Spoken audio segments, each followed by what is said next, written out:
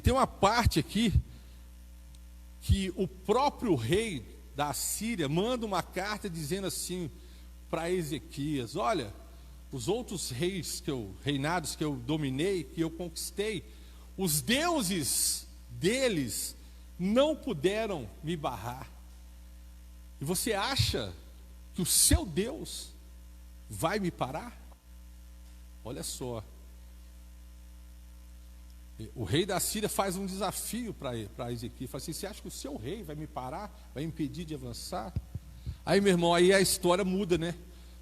Aí a história muda. Quando você está mexendo ali com o homem, né? Está tete a tete ali, as agressões verbais acontecem, é uma coisa. Agora, quando você coloca Deus no meio e você afronta o Deus de Israel, a história muda.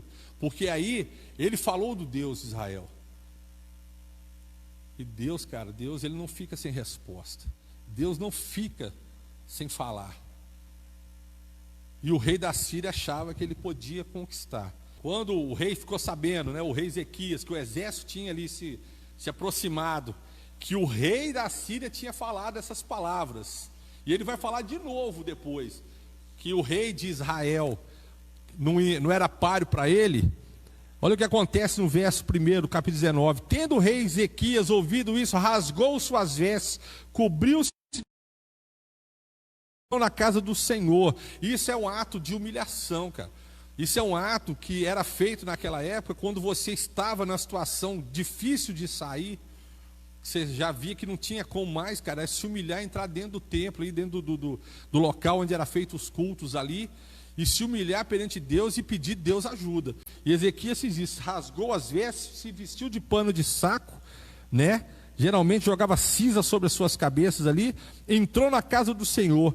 Então enviou ele aqui o mordomo, a Sebna, o escrivão e os anciãos sacerdotes cobertos de pano de saco ao profeta Isaías, filho de Amós, ao quais lhes disse: assim dizer que esse dia é dia de angústia, de disciplina e de opróbrio, porque filhos são chegados a hora de nascer e não há força para dá-los à luz. Ou seja, olha o desespero que chegou perante aquele povo. Era dia de angústia, era dia de disciplina, de opróbrio, porque filhos são chegados à hora de nascer, né? As mães aí que já deram à luz, né? Que já teve filhos, sabe, né? A angústia, né? A dor. E aqui diz que não há força. Não havia força. O ânimo daquele povo foi tão jogado para o chão, foi tão, era tão assustador, que eles não tinham mais força, meu irmão. Não tinha mais força. É por isso que nós não podemos deixar nos abater. É por isso que nós não podemos deixar que circunstâncias que venham sobre nós tirem a nossa força. Porque aí você não tem força para orar, você não tem força para buscar a Deus, você não tem força para se relacionar com Deus. E a primeira coisa que você vai fazer é abandonar, cara. Você vai abandonar, você vai sair da presença de Deus. E aqui, quando ele manda chamar Isaías, está todo o povo, o rei, começando pelo rei. O rei era o cabeça. O rei era o cabeça, era o líder. Ele foi o primeiro lá que se vestiu, cara, de pano de saco. Deve ter visto o exército na porta da cidade. Falei: pronto, e agora? Estamos perdidos. A gente esquece que a última resposta vem de Deus. Muitas vezes a gente passa por isso. Muitas vezes nós estamos vivendo isso. Mas a última resposta vem do Senhor. E você vai ver isso. A última resposta vem dele. O rei da Síria manda uma carta. Logo em seguida vocês vão ver aí, lá no verso 8 para frente, que ele manda uma carta insultando novamente Ezequias, falando do rei, né? O rei de Israel, né? E Ezequias, ele toma uma atitude de homem de Deus, de homem de fé. Lá no verso 14 aí do capítulo 19, ele fala assim: tendo Ezequias recebido a carta das mãos dos mensageiros, leu-a. Então subiu à casa do Senhor, pegou a carta, estendeu perante o Senhor e orou perante o Senhor, dizendo: ó Senhor, Deus de Israel, que está entronizado acima dos querubins, tu somente és o Deus de todos os reinos da terra. Tu fizeste os céus e a terra. Inclina, ó Senhor, o ouvido e ouve. Abre, Senhor, os olhos e vê. Ouve todas as palavras de Senaqueribe, as quais ele enviou para afrontar o Deus vivo. Verdade é, Senhor, que os reis da Síria assolaram todas as nações e suas terras, e lançaram no fogo os deuses deles, porque deuses não eram, senão a obra de mão de homens, madeira e pedra, por isso os destruíram.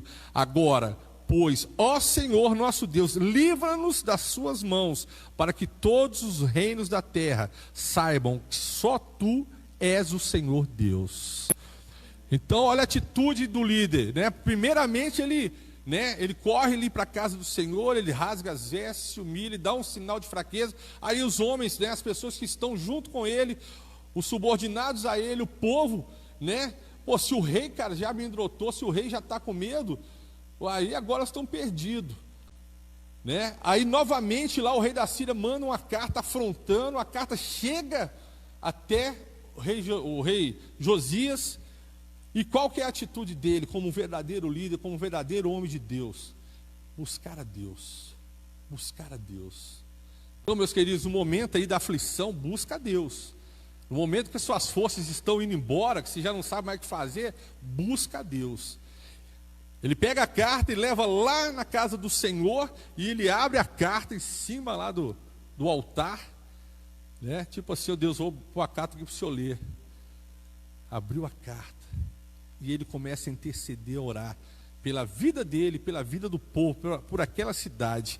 E ele diz que só Deus, só Tu és o Senhor Deus.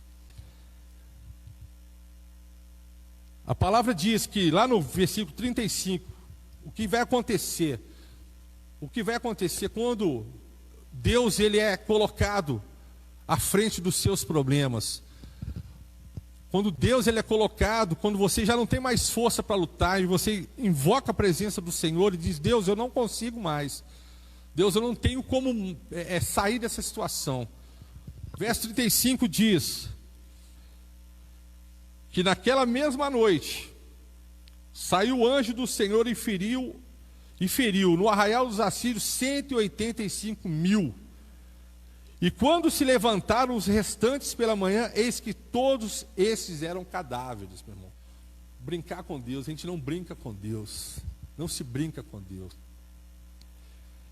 Ezequias, quando ele clamou a Deus, quando ele disse a Deus que não tinha saída, que ele não tinha como mais ser liberto daquilo, a cidade toda cercada. Aí, meu irmão, você colocou Deus, né, no seu problema. Você colocou Deus à frente. Colocou Deus para ser, né, aquele que vai resolver. E Deus resolveu. Não houve luta, o exército de Judá não precisou lutar contra os assírios, não houve morte nenhuma do lado dos assírios, do lado do povo de Israel, mas Deus feriu o acampamento, ou seja, Deus enviou um anjo ali, e 185.000 soldados foram mortos, sem precisar tocar em um filho de Deus. É isso que nós precisamos para a nossa vida, cara. A solução para nós é buscar a Deus. E você não vai precisar lutar, você não vai precisar brigar, você não vai precisar fazer nada diferente, porque o Senhor vai lutar as nossas lutas, o Senhor vai lutar as nossas batalhas, e Ele vai dar a vitória, porque quando Ele é colocado à frente, nada pode suportar o Senhor, nada pode vencer o Senhor.